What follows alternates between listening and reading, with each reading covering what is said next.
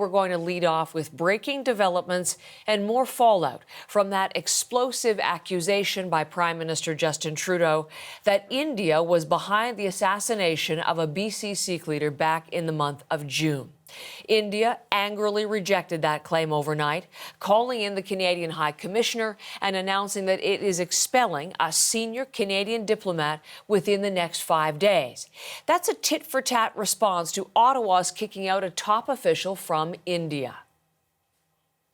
Over the past number of weeks, Canadian security agencies have been actively pursuing credible allegations of a potential link between agents of the government of India and the killing of a Canadian citizen, Hardeep Singh Nijjar. That is Trudeau dropping his bombshell in the House of Commons yesterday, exactly 3 months to the day since the killing of this man, Hardeep Singh Nijjar.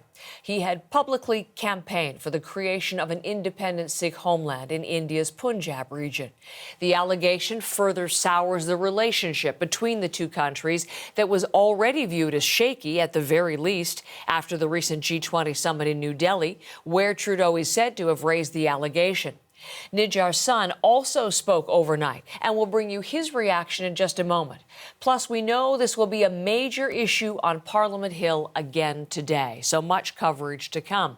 But let's go to India first for the latest on that overnight breaking news, the expulsion of a senior diplomat from Canada's High Commission there. Our South Asia correspondent Salima Shivji is here live as we lead off our coverage with that angle. She's in Mumbai this morning. Tell us more about the reaction that we're hearing from officials in that country, Salima. Well, Heather, you said it. Basically, Indian officials responded very swiftly to those allegations that Justin Trudeau spoke about in the House yesterday in Canada. They categorically rejected the allegations, called them absurd, and almost immediately summoned Canada's High Commissioner to New Delhi, Cameron McKay, who had to go into India's External Affairs Ministry, walking into that ministry. And basically, he got a talking to, and he got that information that India was responding and was also kicking out a senior Canadian diplomat. They didn't name the Canadian diplomat, but he is a senior diplomat here, and he will have 5 days to pack up and leave the country. As you said, this is a retaliatory move, very much a tit for tat, and it was expected because Canada did, of course, expel an Indian diplomat, Pavan Kumar Rai, the Ottawa station head, who's in charge of Canada's the Canada section of New Delhi's Foreign Intelligence Agency. So this was considered, of course, a tit-for-tat move. But being summoned, actually, for a talking to for the High Commissioner to the External Affairs Ministry is actually not that unusual in this atmosphere of a tense relationship between India and Canada. Cameron McKay has been summoned a couple times already this year for Indian officials to express their displeasure over what they see as Canada's lax attitude towards the Khalistan movement in Canada. So he has been summoned several times before, but this was by far the most drastic and the most damaging message that he did receive at the External Affairs Ministry this morning. So that happened really quickly after the allegations came to light, after Trudeau and Canada made them public. There were also a couple of sternly worded statements, along with the diplomats expelled on each side. So a warning that was clearly spelled out in one of those statements by India is that they have growing concerns that Canadian diplomats are actually, quote, interfering in internal matters here and participating in anti-India activities. In another statement, also strongly worded and very terse, very stern, India said they see the allegations as politically motivated. They say they're committed to the rule of law and that they completely reject any attempt to connect the government of India to any sort of activity into this alleged crime. Salima, let's look into the future for a moment. How will these developments play into the relationship between Canada and India? I indicated it's already strained right now. And what might be the next move by India in this story?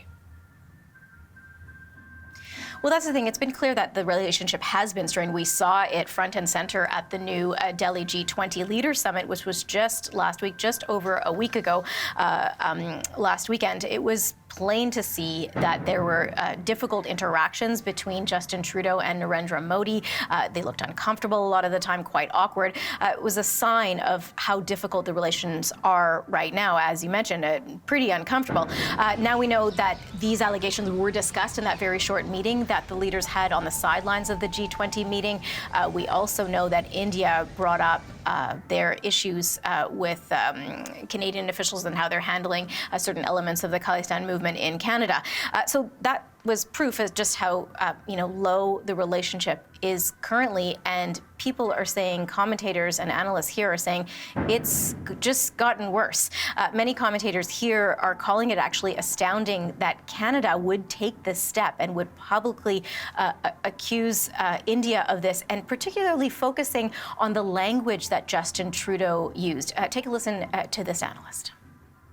So given the fragile state of relations between Canada and India, making an allegation when the Prime Minister of Canada himself talks about a potential link with India, only a potential link with India. In other words, Canadian security agencies have yet to find evidence of any Indian involvement in the killing. Why would he make an allegation at this stage? So that is what a lot of commentators and observers are asking this morning. Why would this happen? And considering the state of the relationship, which is surely getting worse, most people are saying. So they say there's a difficult road to climb to get back from this, and bracing for any other moves on either side, just to see what each side is planning to do next.